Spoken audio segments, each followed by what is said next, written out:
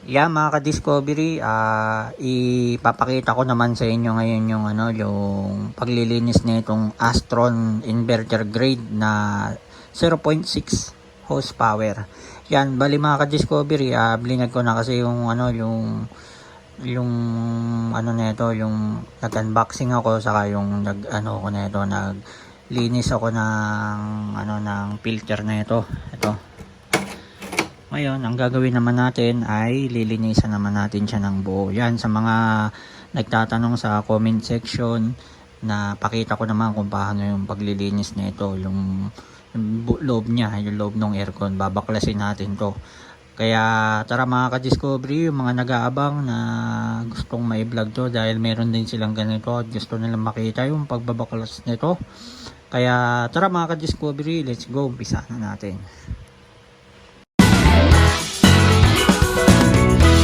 Welcome to my channel. Yan mga ka-discovery, una natin gawin, tanggalin muna natin to, itong filter nya. Tapos itong tornilyo sa gilid, itong tornilyo tanggalin lang natin. Tapos mayroon siya sa kabila, tornilyo din. Yan, babaklasin lang natin yan. Yan, tapos baklasin lang natin yung mga tornilyo din sa gilid.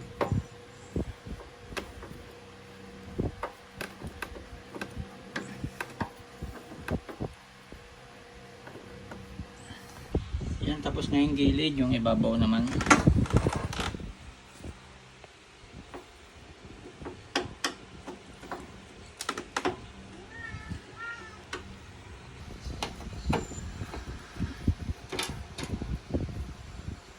Tapos tong kabilang gilid.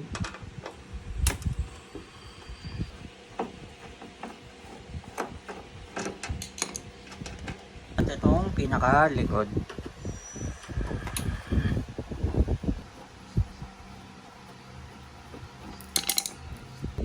Yan, tapos na natin siya mabaklas, harap, likod, gilid. Iangat naman natin tong pinaka ibabaw niya.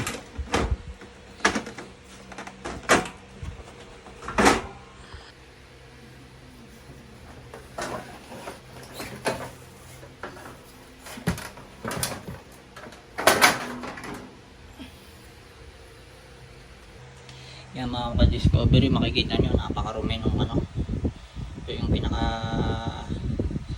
evaporator nya. Yan, ito yung pinaka panel board.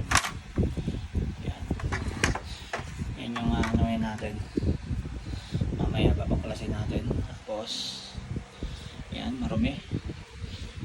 Yan, lilinisin natin yan. Yan, pa pressure washer natin yan para malinis na malinis, kasi kailangan na may maintenance natin yung aircon para para maayos yung lamig. Yan mga ka-discovery, baklasin lang natin to, itong pinaka kasi bawal mabasa to ito yung pinakaingatan natin. Ito control box, yan, alisin natin.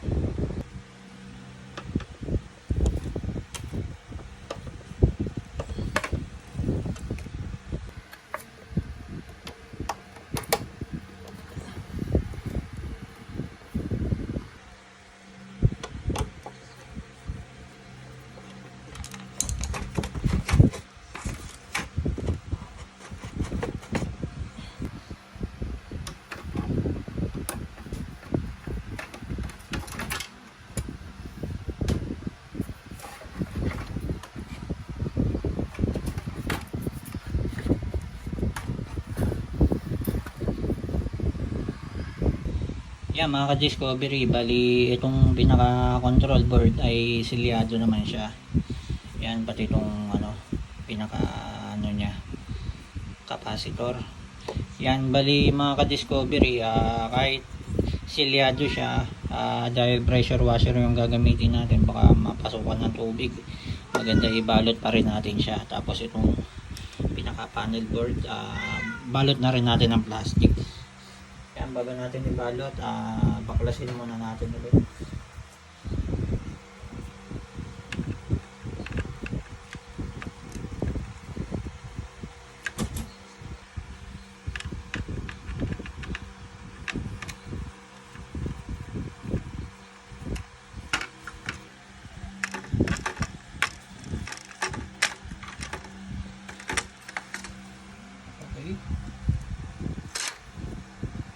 Yan mga ka-discovery, okay na, baklas na yung ating control board, panel board. Yan, ibabalot natin siya ng plastic para hindi mabasa. Yung ibabaw naman ng compressor, yan, silyado naman siya kahit hindi naapos. Yung pinaka, ano niya,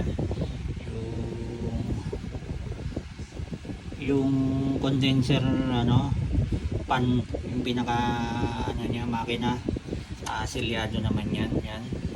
Maganda naman yung pagka silyado, kaya kahit di na natin takpan yan, kasi yung ibang modelo, yung mga luma, may siya, may biyak siya dito, kaya tinatakpan din nila. Yan mga ka-discovery, let's go. Linisan na natin siya ng pressure washer para matanggalan natin yung mga dumi-dumi. Let's go. Yan mga ka-discovery, bago ang lahat ay i-plastic muna natin siya para safe yung ating ito yung pinaka-importante na maingatan natin to, kasi siya malfunction, magga-grounded yung pag masisira yung ating pinaka aircon. Yan, kaya pala siya tinawag na inverter grade, kasi may naka panel board na rin siya. Yan, digital, kaya inverter grade, pero hindi siya mismong inverter, kaya yung iba akala inverter na yung ganito. Kasi yung pinaka inverter na ganito talaga, meron siyang panel board sa loob, yung pinaka motherboard pala. Yan, pinaka motherboard na nagko-control dun sa kuryente para hindi malakas sa kuryente. Kaya mga ka-discovery, lang natin, isid lang natin ito mabuti at linisan na natin.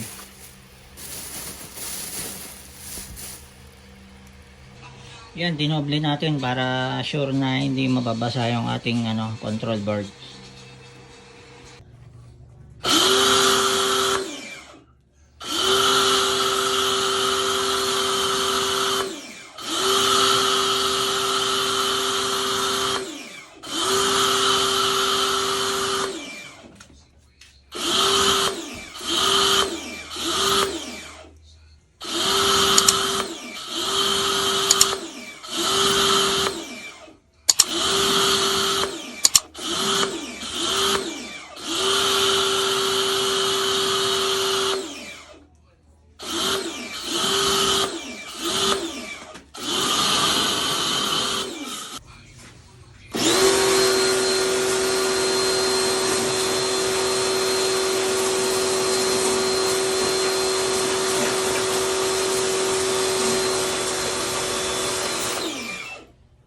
Yan mga ka-discovery, okay na, malinis na yung ating Astron. Yan, inverter grade. Yan, malinis na. Yan, napaka-importante na na-maintenance natin yung kalinisan na ito, kasi yung function niya para balik sa standard. Kasi pag marumi na, umabagal na yung LC, hindi na siya nakakahinga ng maayos, hindi na siya nagpa-function ng maayos. Pag hindi na siya nababara na yung mga hangin, may cause na masira yung mga niya, mga fuse, relay, yung pinaka capacitor. Yan, kaya importante na palagi natin malinisan, at least 3 months, 5 months, ganyan. Yan mga ka-discovery, yan, binalot natin, yan, hindi na basa. Yan ang pinaka-importante. Kaya tara mga ka-discovery, let's go, buuin na natin siya. Yan mga ka-discovery, nakabit na natin yung ating inverter grade na Astron. Yan, malinis na siya, ang ganda na ng blow nung natin, ng ng hangin nung nakapad pa lang siya. Yan, mapapansin mo na ibang iba yung aircon kapag malinis, kasi iba yung flow ng hangin na nilalabas niya, malakas, hindi kagaya nung nakaraan, mahina yung buga. Yan mga ka-discovery, sa mga naka-Astron, nakita nyo kung paano baklasin at paano linisin yung ating inverter grade na Astron. Yan, sana marami kayong natutunan. Hanggang dito na lang, hanggang sa muli. Thank you for watching.